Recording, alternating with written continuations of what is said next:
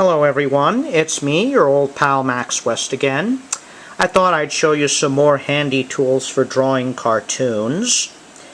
Now, I've talked about the pencil before. Pencils are okay, but if you really want to reproduce your cartoons, make them pop out, there's something you're going to need. Do you know what that is? Ink.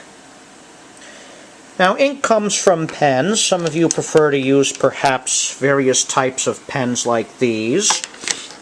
But today I want to talk to you about the bottled liquid inks. Now, there are all kinds out there. Since I chiefly work in black and white, I use black ink. This is a sample of some of the ink I use here. Now, this is from Dick Blick. That's an art supply store online. This is what I use. This is waterproof India ink.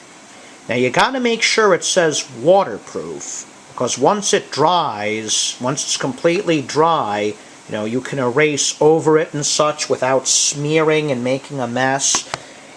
If the black ink you get, has any of these on the label, if it's non-waterproof, water-soluble, or water-based, avoid it. It'll smear on the page. It might run also. Now, I usually use the black ink with various tools. My chief tool is a dipping pen. It's a metal nib that you put in a plastic holder. You dip it in the ink and you draw on the page. I'll give a demonstration of this in a future video. Another tool you can use for making your cartoons with ink is one of these, the brush. Inking with a brush is very difficult. It takes lots of practice. Some people do it.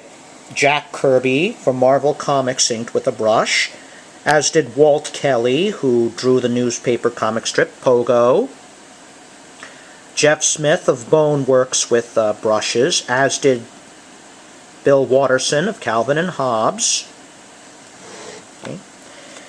Now, if you like to work in color, there are colored inks. These are some that I use sometimes. These are P.H. Martin's Bombay brand India inks. Again, I apply these with a brush.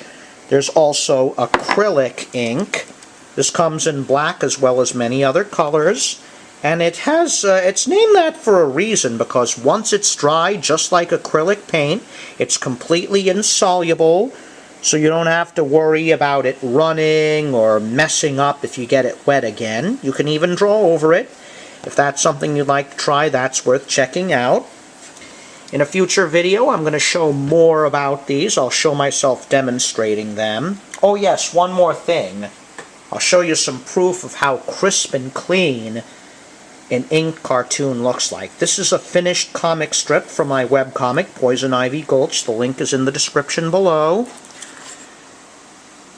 Yeah, this will be printed up in March next month.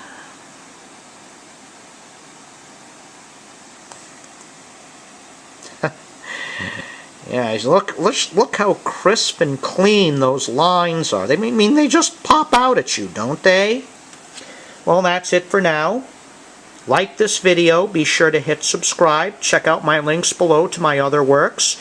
Until then, this is Max West saying goodbye.